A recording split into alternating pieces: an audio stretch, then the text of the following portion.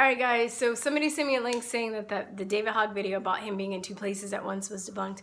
So I checked it out, and I looked at the C-Span video. It was a C-Span interview of him describing the second in more detail, the second interview where he was saying that he jumped on his bike and ran to rode to school as fast as he could.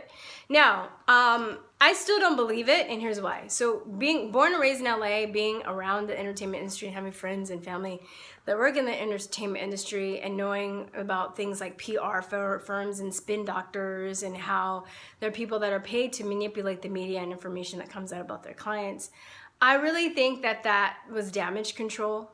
And I mean, they could have easily be like, all right, go on your next interview and talk about this, incident in a more detailed way, but a very nonchalant way, because, so the people won't really realize that it just go over his head, and then they'll just see the interview and they'll say, oh, look, like he clarified it here. But I looked at that interview and then I looked at the other two. And the second one, first one he talked about he's in his AP class, and when he heard the first shots out, and then the next one he says, on the day of the shooting, I got on my bike and I rode on my bicycle as fast as I could to get more interviews. But I kept saying to myself, this could not be another mass shooting. So the thing that gives it away for me is the fact that he says this cannot be another mass shooting, because the story that he told on C-SPAN was, I guess he was with his sister and he drove his sister home in his dad's truck, and then when he got home, he got on his bike and rode on his bicycle to school to get more interviews. But the fact that he said in the first interview, this cannot be another mass shooting. Why would you think that? Why would you say that? If you were already there and you're coming from it, you would already have known that it was a mass shooting.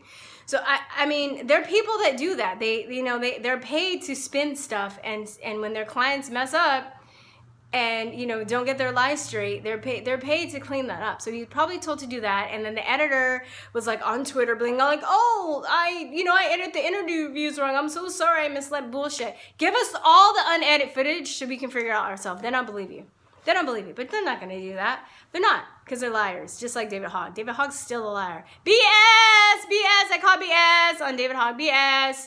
So, hey guys, next month, he said in the C-SPAN interview, it's his birthday. So then I think we can officially curse him out now. We can officially say what we think, because technically he's an adult. He's not a kid. So he's fair game, right? If he's 18, I think so.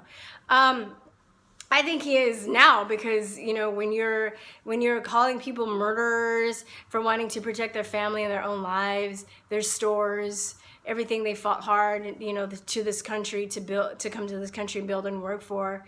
A lot of immigrants that are legal, that are here, have to get guns to protect their stores, right? So I mean, I just see him on interviews just regurgitating the same liberal talking points without really any knowledge to back it up. So I know that now I'm like, okay, I'm on board with the train of thought that these kids are definitely trying to forward an agenda. I mean, it's not that I wasn't before. I was paying attention to other stuff that I really couldn't argue and really have any passion. I just know the mainstream media is bullshit anyway.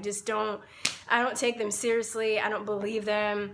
I watch them to see what they're lying about, and then I always go check other sources and kind of put them together and make my own decisions. So yeah, I just think that David Hogg's still a liar. He's still BS. I think they're doing damage control. Oh, and I also came across Snoops. I think it's Snopes YouTube channel, where they tried to do damage control too, where they just basically had the two interviews edited together with moving text telling you what to think about it. So I guess, for aesthetic purposes, there are people that do fall for that. They're just like, oh, look at the text, it's moving. Oh, the music is so nice. Oh, well, Snopes says with its great, animated text that this is all a conspiracy theory and this isn't real. So, Snopes did it in such a really artistic, engaging way, then it must be true. So I just think my intelligence is insulted.